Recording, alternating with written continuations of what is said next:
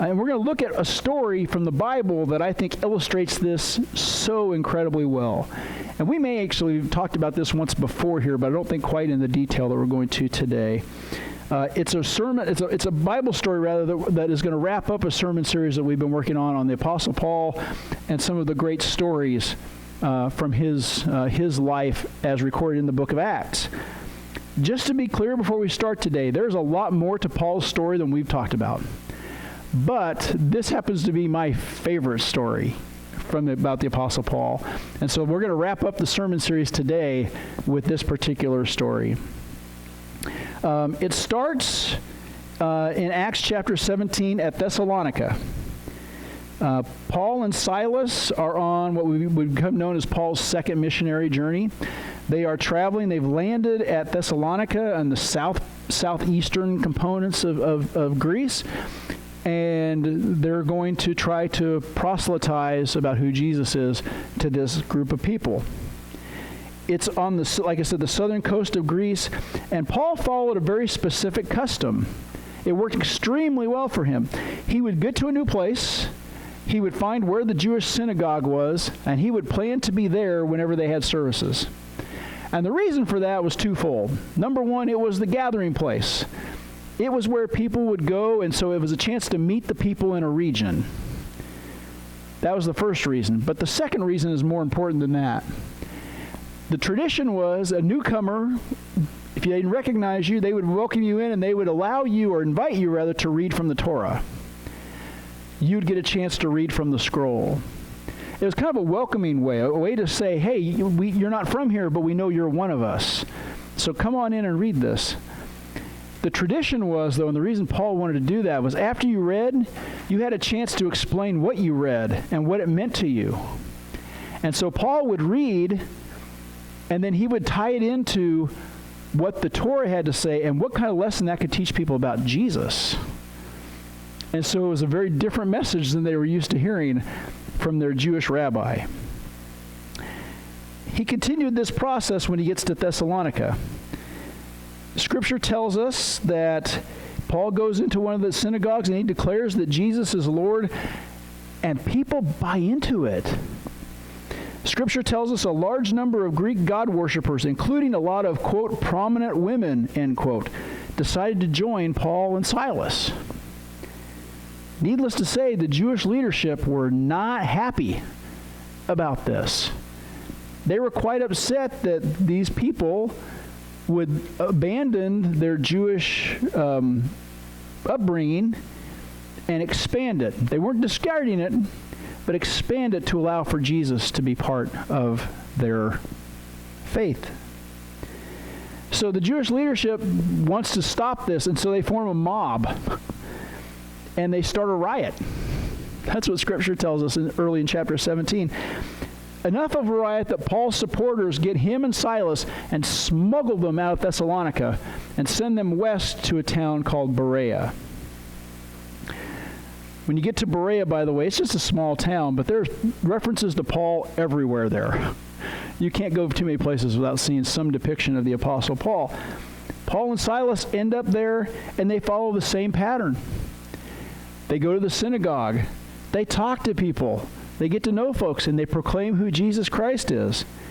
And they start winning converts to Jesus. Scripture tells us, quote, they were winning converts to Jesus, including some prominent Greek men and women in the area, end quote. Word makes it back to Thessalonica, because it's not that far away. And the Jewish leadership in Thessalonica are even more upset now, because, first of all, they got away, and now they're doing this again.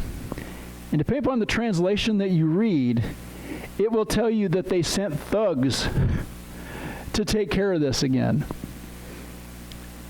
So when they get there, when these thugs get there, Paul's followers recognize they got a problem. They send Paul to Athens. They keep sending him further west each time. And this time Silas stays back to kind of clean up the mess with a guy whose name you probably have heard, Timothy. The two of them are going to try to get this resolved and settle people down. This time, Paul gets sent to Athens, like I said, and that's where our story in Scripture take us today to wrap up this tale about Paul. It comes from Acts chapter 17, verses 16 through 32. Here's what it says. While Paul waited for them in Athens, he was deeply distressed to find that the city was flooded with idols. He began to interact with the Jews and Gentile God worshippers in the synagogue. He also addressed whoever happened to be in the marketplace each day. Certain Epicurean and Stoic philosophers engaged him in discussion too. Some said, "What an amateur! What's he trying to say?" Others remarked, "He seems to be a proclaimer of foreign gods." They said this because he was preaching the good news about Jesus and the resurrection. They took him into custody and brought him to the council at Mars Hill. "What is this new teaching? Can we learn what you were talking about? You've told us some strange things, and we want to know what they mean." They said this because all Athenians, as well as the foreigners who live in Athens, used to spend their time doing nothing but talking about or listening to the latest thing. It kind of sounds like historical TikTok, doesn't it? Paul stood up in the middle of the council on Mars Hill and said, "People of Athens, I see that you are very religious in every way. As I was walking through town and carefully observing your objects of worship, I even found an altar with this inscription, 'To an unknown God.' What you worship as unknown, I now proclaim to you. God, who made the world and everything in it, is Lord of heaven and earth. He doesn't live in temples made with human hands. Nor is God served by human hands as though he needed something, since he is the one who gives life, breath, and everything else. From one person, God created every human nation to live on the whole earth, having determined their appointed times and the boundaries of their lands. God made the nations so that they would seek him, perhaps even reach out to him and find him. In fact, God isn't far away from any of us. In God we live, move, and exist. As some of your own poets have said, we are his offspring. Therefore, as God's offspring, we have no need to imagine that the divine being is like a gold, silver, or stone image made by human skill and thought. God overlooks ignorance of these things in times past, but now directs everyone everywhere to change their hearts and lives. This is because God has set a day when he intends to judge the world justly by a man he has appointed. God has given proof of this to everyone by raising him from the dead." When they heard about the resurrection from the dead, they began to ridicule Paul. However, others said, "We'll hear from you about this again." May God add a blessing to the reading, hearing, and understanding of Scripture. Paul is walking around and seeing all these amazing pieces of architecture in Athens, and it is amazing. All we have now are ruins, but if you go there and you get up onto the Acropolis, where the Parthenon, which is what that image is, when you get up there and look around, you can see 360 degrees. You can see from the top different monuments and temples to various Greek and Roman gods. So Paul sees this, and I think he probably has two reactions. Number one, wow, these people can build some great stuff. And number two, man, these people built some weird stuff. Temples to these things that aren't real. Paul knew that he could grab the attention of the people in the synagogue. He had a plan for that. He knew what to do. No matter what he read in the Torah, he knew he could turn that around to talk about who Jesus was. But how was he going to communicate who Jesus was to a group of people who were used to worshiping trees and rocks and beings, false gods, that supposedly made or were responsible for these different aspects of nature? So then Paul is trying to figure this out, and he sees something. He sees an empty altar. An empty altar with nothing on it, but one inscription at the base. And it says, "To an unknown God." Now, if you're like me, I think you actually have to pat the Athenians on the back a little bit, because they're basically covering their bets here. They're hedging their bets, covering their backsides by saying, you know what, there might be a deity out there that we don't know about, and we don't want that God to be mad at us for not worshiping them, so we're just going to put this little empty place here, we're going to put to an unknown God, and then if that God ever comes to visit us, we're going to say, see? We support you. We worship you. Thank you. Paul sees that empty platform and immediately figures out that this is a tool that he can put to use. Now, a little bit about the scene. The Acropolis, where the Parthenon and several other temples are built in Athens, are the highest point in Athens. So everything, you can see that from wherever you are. When you get to the top, you can see the entirety of the city, which goes on forever and ever and ever. It's a huge city, very much almost like the size of Los Angeles, if I remember correctly. It's huge. But below it, you can see what they call Mars Hill. It's just a great big rock. But Mars Hill is kind of like where the scholars and philosophers hang out. If you've ever studied Greek mythology, or if you in college, I had to have one class on that. Totally confused the heck out of me, but did my time with it. You understand that there was a place where these Stoics and Epicureans, or the people who were the high thinkers, where they would get together and they would talk about, just like the scripture said, the latest thing. Whatever new thing came to light, they would talk about it. Now, we can scoff at that, but the reality is I kind of give them props for being willing to have an open mind about things that they were seeing and learning new things about. So they get together and they decide, this guy is talking about something really weird. He's talking about a God that we don't know. He's talking about this guy named Jesus who, did he really get raised from the dead? That can't be. No, none of our gods have done that. That can't be right. We should probably question him and find out a little more about this. So it says they take him into custody. Likely what happened is he was, we'll say, firmly invited to go to Mars Hill. And it was an honor to be at Mars Hill in an Athenian culture. To be invited to the top of that rock to have this discussion with these people was a big deal. And so he gets there.